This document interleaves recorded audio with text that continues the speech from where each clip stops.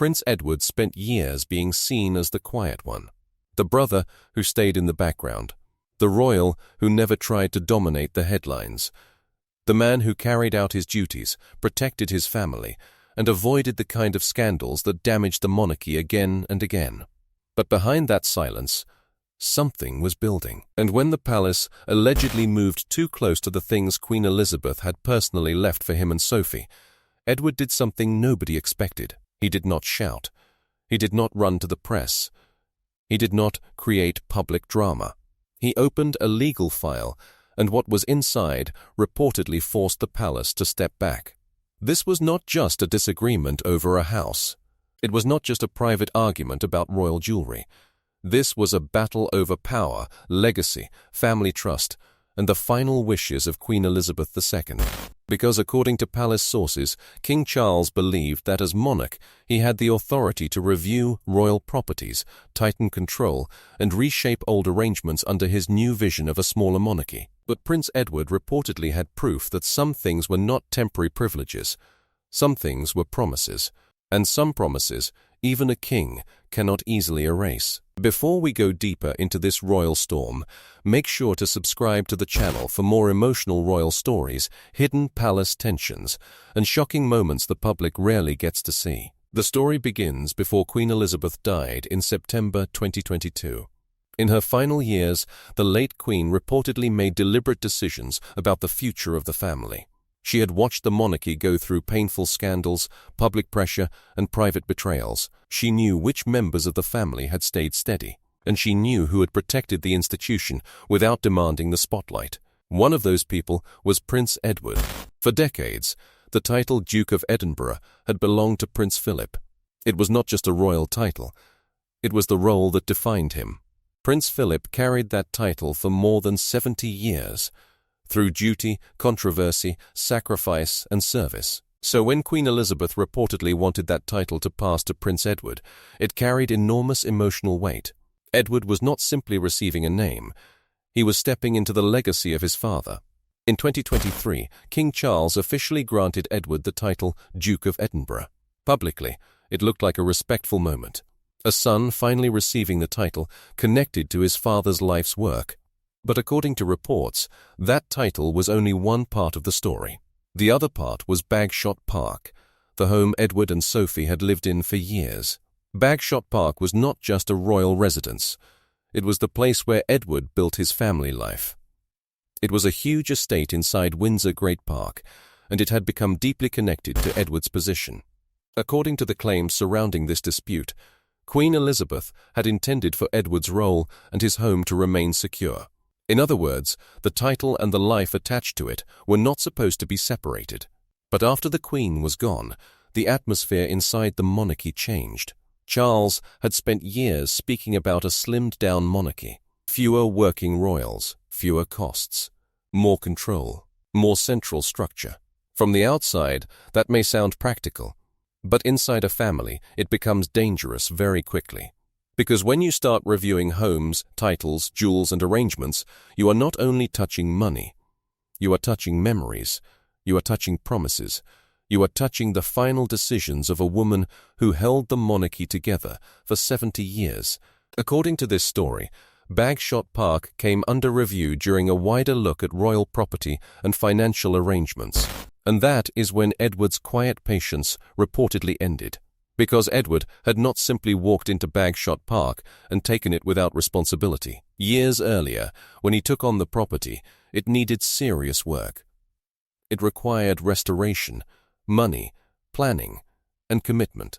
Reports claim Edward personally carried a major financial burden and helped restore the estate under long-term legal arrangements. That detail changed everything, because if the palace wanted to treat Bagshot Park like something that could be reviewed and taken back, Edward could point to the lease, the payments, the restoration, the responsibilities, and the legal terms. He was not defending himself with emotion alone. He was defending himself with paperwork. And inside the royal system, paperwork can be more powerful than anger. But the home was only the first part of the battle. The second part was even more personal, because it involved Sophie, Duchess of Edinburgh, and one of the most meaningful items she had ever received, her wedding tiara. According to reports, a palace review allegedly questioned whether the anthem tiara should remain under Sophie's personal control or be treated as part of a wider royal collection. On paper, that might sound like a simple audit, but emotionally, it was explosive. The tiara was connected to Sophie's wedding day. It was reportedly given as a private gift linked to Queen Elizabeth's trust and affection. For Sophie, it was not just jewelry. It was a symbol of being accepted, a symbol of her place inside the family, a reminder of the woman who had supported and trusted her. In royal life, jewels are never just jewels. They carry messages. They show who is valued, who is trusted, and who belongs. Sophie had never been the most glamorous royal in the room. She did not try to compete with Diana's legacy, Catherine's popularity, or Camilla's position. She served quietly. She stood beside Queen Elizabeth in her final years. She became one of the people the late Queen could rely on. And that made the tiara matter even more. So when the tiara was allegedly questioned, Edward's side reportedly saw the danger immediately. If a private wedding gift from Queen Elizabeth could be reviewed years later, what else could be reviewed? What other gifts could be reclassified? What other promises could be reopened? What other decisions made by the late Queen could suddenly be challenged under a new reign? That is why this dispute became bigger than Sophie. It became a question about the late Queen's word. If Queen Elizabeth gave something personally, could the palace later decide it was not really personal? If her documents and intentions could be questioned after her death, what did that say about the monarchy itself?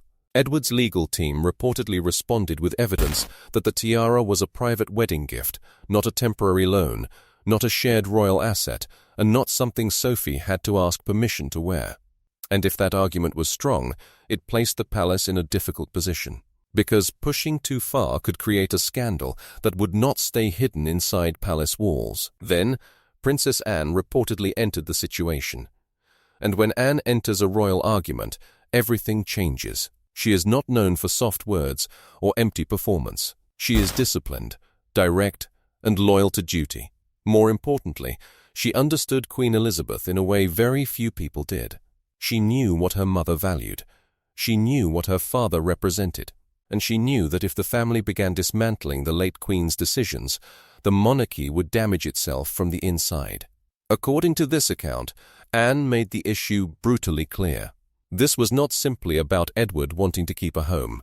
It was not simply about Sophie wanting to keep a tiara. It was about whether the signature and wishes of Queen Elizabeth still carried authority. If the word of one monarch could be weakened after death, then the word of the next monarch would also become weaker. That was the point Charles reportedly could not ignore. A king's power does not only come from the crown on his head, it comes from trust. People must believe that when a monarch gives an assurance, signs a document, or makes a promise, it will still mean something tomorrow. If that belief breaks, the monarchy becomes less stable than it appears. Anne reportedly saw Edward and Sophie's situation as part of a deeper problem. Here was a couple who had served quietly, avoided scandal, supported the crown, restored their home, and stayed loyal through difficult years. And now, the very things connected to their loyalty were allegedly being reviewed, questioned, or pressured. To Anne, that was not modernization. That was overreach. There was another emotional layer. Sophie had lost her own mother earlier in life, and over the years, Queen Elizabeth reportedly became a deeply important maternal figure to her. Sophie supported the late Queen in her final chapter, and their bond was visible in small, quiet moments that did not need headlines. So when Sophie's tiara was allegedly challenged, it was not just a legal issue. It touched grief. It touched belonging. It touched the memory of a woman Sophie had loved and respected. For Edward, Bagshot Park carried the same emotional weight. It was not just walls, rooms, and land. It was the home where he raised his family. It was the base connected to the title his father carried for most of his life.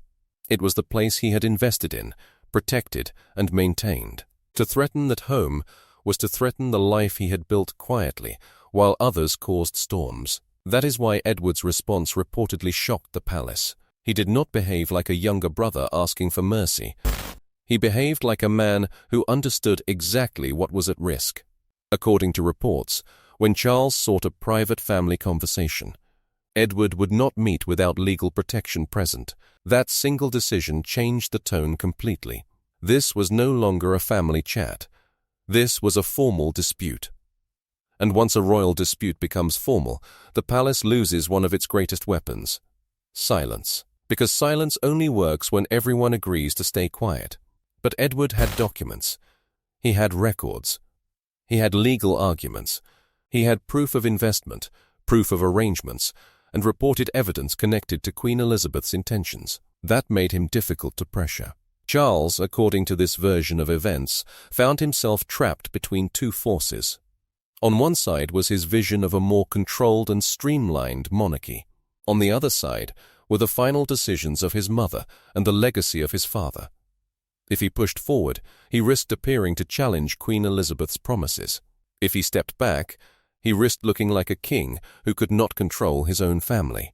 The situation became even more difficult because public reaction would likely not favor the palace if the dispute became open. At a time when ordinary people were facing financial pressure, the image of the monarchy reviewing or pressuring a loyal royal couple over their home and personal gifts could have created serious backlash, especially if Edward could show that he had paid, restored, and followed the rules. That contrast mattered.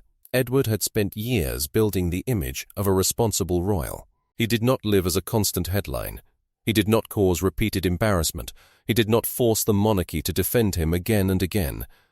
He did his work, stayed married, raised his children, and remained loyal to the crown. If that kind of royal could still be pressured, then what message would it send? According to reports, Charles's legal advisors eventually reviewed the strength of Edward's position. And the answer was not what the palace wanted. Edward's case was reportedly extremely strong. The arrangements around Bagshot Park, the legal protection, the financial history, and the alleged documents around Sophie's tiara made it very difficult to challenge without creating a bigger crisis. That was the moment the quiet brother became the most dangerous person in the room. Not because he had power in the traditional sense, not because he controlled the palace, but because he had prepared. He had kept the evidence. He had protected his family in writing, and when the pressure arrived, he did not collapse. By the end of the reported dispute, the palace allegedly stepped back. The review around Bagshot Park was said to have been closed quietly. Sophie's tiara reportedly remained under her private control. Edward's position remained secure. Publicly, there was no dramatic explosion, no emotional interview, no open family war. But behind the scenes, something had changed forever. Because even when a dispute ends, trust does not automatically return. Edward may still stand beside Charles at royal events. Sophie may still smile for cameras. The family may still present unity when duty demands it. But according to insiders, the relationship had become more formal, more careful, and more guarded. Once one brother feels he had to use legal protection against the system controlled by another brother, the bond is never the same.